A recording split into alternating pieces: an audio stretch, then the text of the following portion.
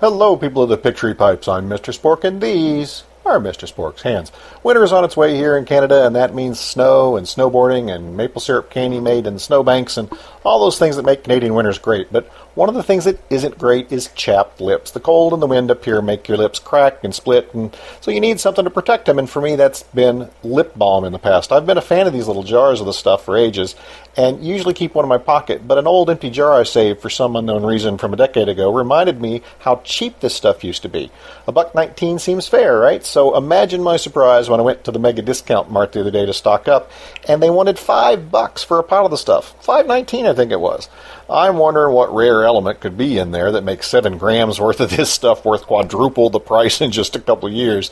I was thinking it's some exotic plant from the Himalayan foothills, or baby sea otter tears, or expensive tonium mined on Pandora, but no, it's basically just wax and oil.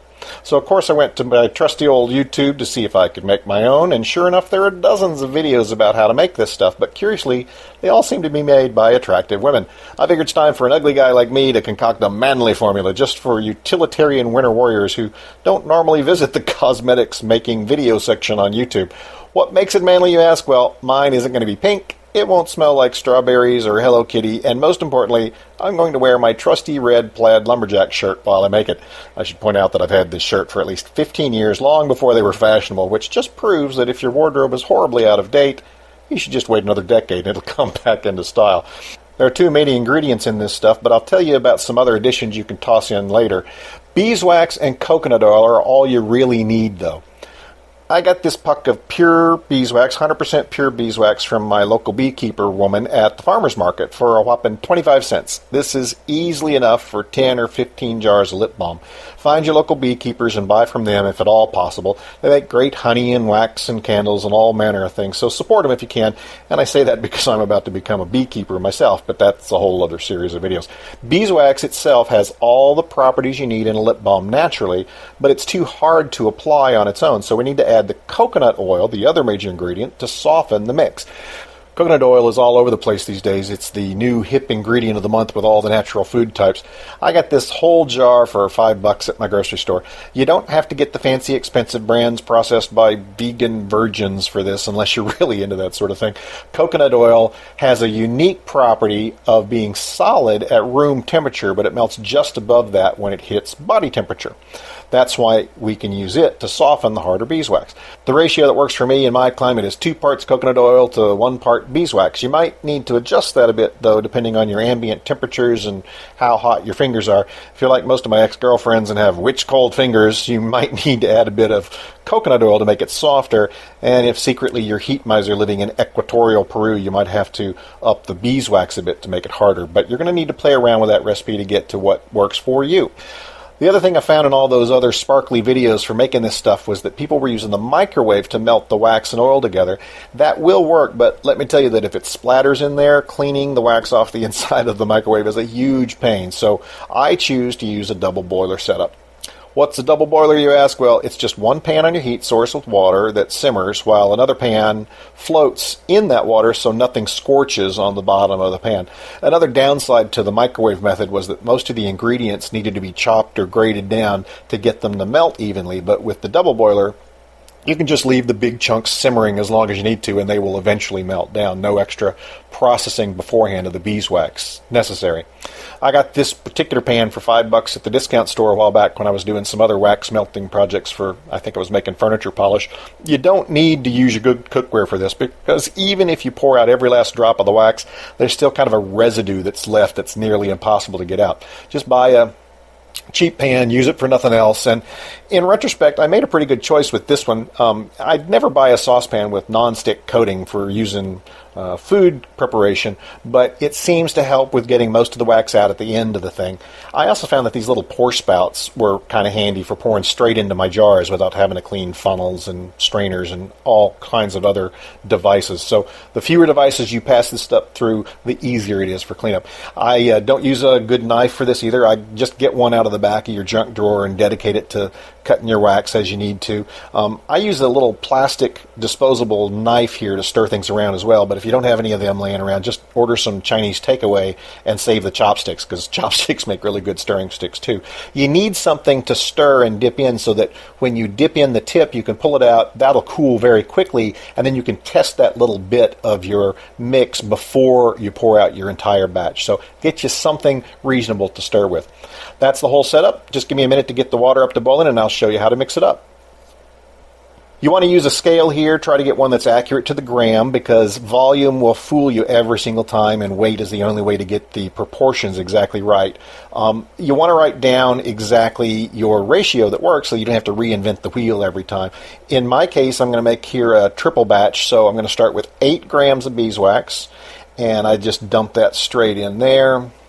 No need to chop it up any farther. And for the coconut, I need 16 grams of coconut oil, and I already had that pre-measured out for you guys. I'm just going to dump it straight in with the beeswax and let it melt. And that's it. That's all you really need for kind of a Spartan lip balm, but let me tell you about a couple other things that you can add if you feel like it while this stuff melts down. My ingenious hippie friends and voodoo herbal witch doctors tell me that lavender really does contain compounds that can heal skin. If there's a flower that doesn't smell dainty and floral and rosy, it's probably going to be lavender. It's got kind of a musty, soapy aroma to it. And I'm lucky enough to have friends at the Seafoam Lavender Farm right up the road who make a great essential oil from this stuff. For this batch, I'm going to use about 4 drops in the mix. It's potent stuff. And call that sort of my other active ingredient on top of the natural beeswax properties. The commercial versions use camphor and menthol, and in my reading I found several people that thought that stuff was actually bad for your lips. Some even say it's mildly addictive, which I almost believe, but they give that sort of tingle in the mix when you apply it. I decided that mint, either peppermint or spearmint, did something similar and tasted pretty good too, so a few drops of that essential oil can go in. I tried using some of these flavor extracts that you get over in the baking section, and they worked okay, but not particularly well. I think a lot of the flavor somehow evaporates in the heat, and you have to use lots more than just a few drops to get the effect. I was up to 1/8 or even 1/4 teaspoons in some of my tests. You might have better luck depending on your brand, but otherwise I say find the essential oils instead. I had most of these left over from other projects, but you can order them online and you can get them at your local chemist or happy earth bunny hippie supply stores. There are essential oils everywhere these days. I've even seen some in the grocery stores. While you're there looking, there are a couple others that I thought added an appropriate burly aroma that you can use. Rosemary actually has a really nice deep woody sort of flavor and aroma to it, and sandalwood also has sort of that musky sort of character, and both of those seemed right. They didn't make me think of fuzzy kittens when I smelled them. So no matter what flavors or aromas you decide to use, just start slow with maybe a drop or two and work your way up. For this batch size, I probably never use more than about 8 or 10 drops of essential oil total, but play around with that till you get to where you want it to be. Now that this stuff is melted and I've given it a good stir, I just test a little bit on the end of my stick here and make sure it's the right consistency. I know it is because I've made my own ratio before. And now I just pour it into the containers that I sterilized in boiling water for a minute or two.